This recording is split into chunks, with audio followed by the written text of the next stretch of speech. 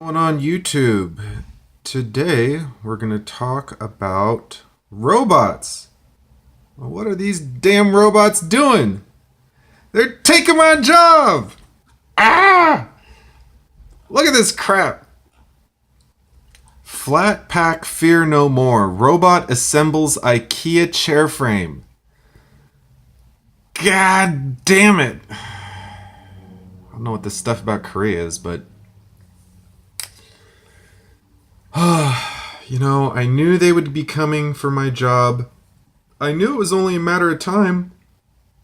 I thought I would be able to at least graduate college before the robots take my job. Oh, Lord. What am I going to do, YouTube? Thankfully, this is only my part-time job, and thankfully I have more skills than being able to assemble furniture, and thankfully, these are super expensive robots and they're still under development. But the point is, it's coming.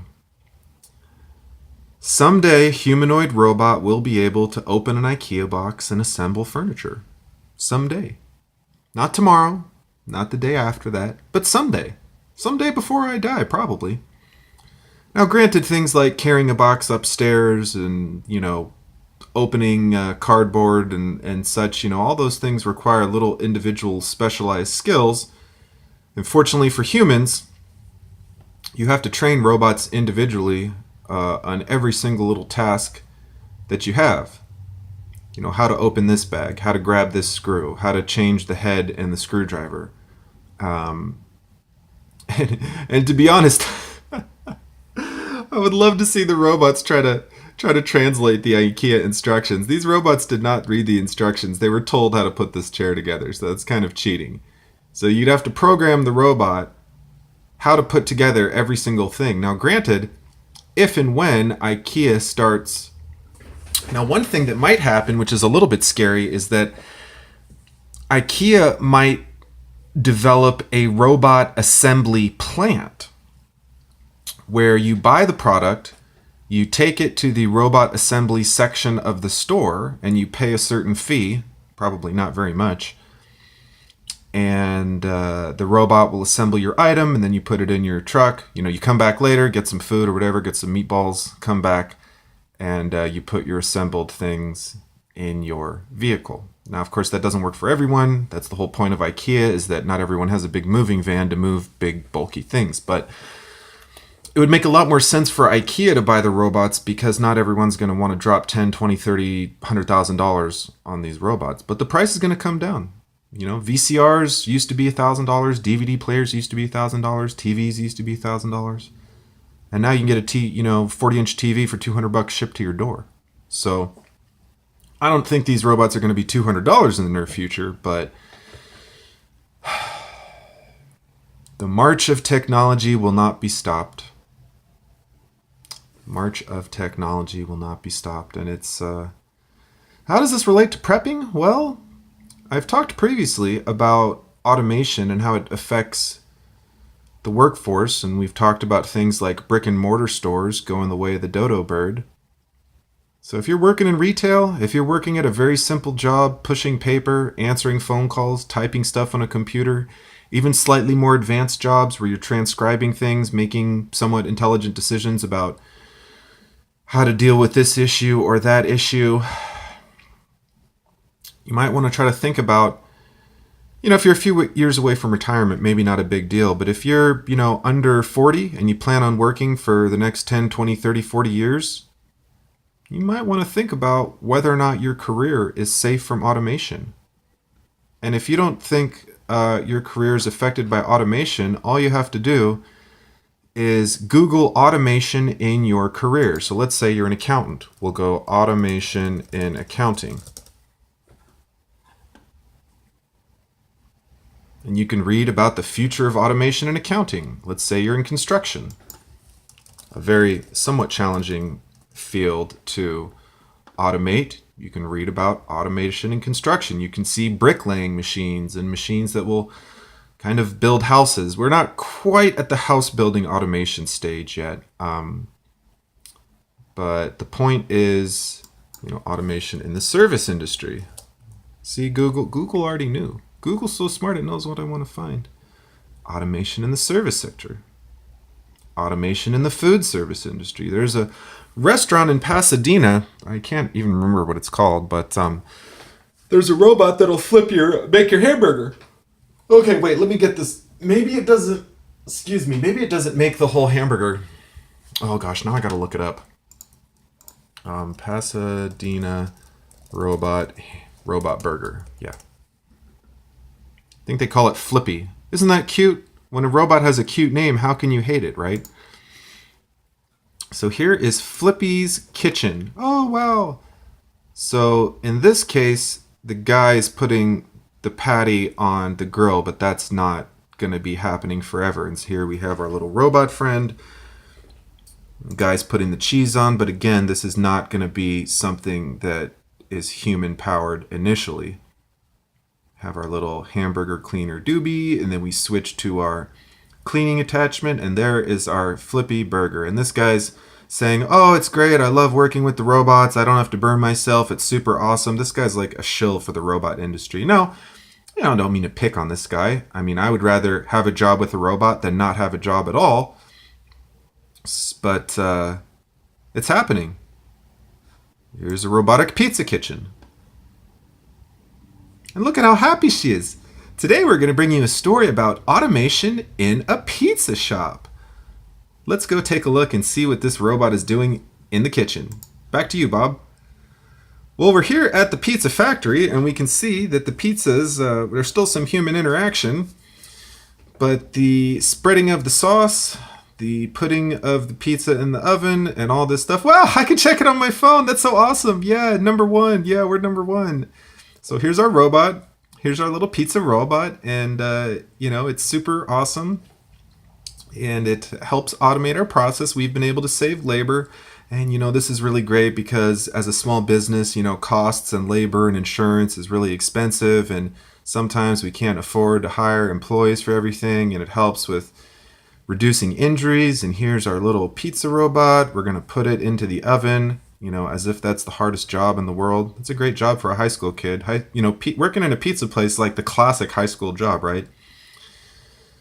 So tell me, how has this pizza oven helped, grow your business? Well, it's great, and the humans love it. See, look how happy he is. He's so happy that he's working with the robot. Yay, smile for the camera. People, we're going to lose our job. See, those are the pizza guys. This is what you don't realize, is that these are the new employees. They have big screens. They're a bunch of computer guys and computer gals, and they're programming the pizza stuff. This is the software guy. These are some software guys. I think she was like the manager lady. Not that she couldn't be a software lady too, but she seemed like she's like the owner founder, so she doesn't have to worry about software. But this is what the robot workplace of the future looks like. Humans doing a little bit of coding and programming, a little bit of management, and the robots doing the work. Why we exist. Every American has a right to delicious, affordable, healthy food. Except that every American doesn't have a right to a job. What? We are the best pizza delivery in America. We invest in artisanal craftsman effort in every pie. How does a robot a craftsman or artisanal? Doesn't artisanal mean like you're an artist? Don't be using big words to try to confuse people. Artisanal. Relating to or a characteristic of an artisan. Ha! Of a product, especially food or drink, made in a traditional or non-mechanized way. Liars! Orwellian doublespeak. Orwellian doublespeak. Isn't that hilarious? Isn't that hilarious? Artisan. A worker in a skilled trade, especially one that involves making things by hand. So how can they claim that they're making artisan pizza when they have this robot? And this is, of course, we invest in artisan craftsman effort in every pie. Not the entire process, just effort. So if you have a human being putting, some pepperoni on the pizza, it had artisanal effort. You know, look, I'm not trying to pick on this pizza company. Robots are going to be everywhere. So there's going to be the first pizza company, then the first burger company, then the first robot taco company. In fact, let's look up robot taco. Robot. This is probably going to fail. Taco Bell robot. Here we go. Hi, I'm Gina, and today we're going to talk about robotics in the food industry. More specifically, we're going to talk about, those delicious burritos. Look at how she rubbed her tummy. Oh, don't you want this poor little woman to get the tacos from a robot? Look how angry. Look at that face. Look at that frumpy face. Where's the frumpy face? Oh, we missed the frumpy face. What if we couldn't get tacos? What if it was too expensive? Oh, see, this is the wrong thing. This is Taco Bot. This is an automated... This is not what I'm wanting. This is an automated thing. Robot. Let's try taco making machine. There we go. Doesn't have to be a robot. It could be a machine. We have a tortilla making machine. Rolled chicken tacos. Taquito rolling machine, getting closer. Okay, so it looks like I need to invent a roti making machine. I don't even know what a roti is. Okay, looks like I could invent a taco making machine and I would be rich. Let's try burrito making machine. Burrito making machine. Semi-automatic burrito wrapping machine. Burrito box, burrito vending machine. Here we go. Technology, VDTC decided we need to cover West Hollywood. Oh shit. in electronic technology, which is the burrito box, the automated burrito machine. Take that, CES 2014. A choice of 5 burritos. Oh yeah, extra that, extra that, extra that. To Skynet. I give this guy credit for mentioning Skynet. And it plays music. Wow, isn't this fun? Isn't technological unemployment fun? Don't you want to just dance? In fact, I have to leave a comment right here.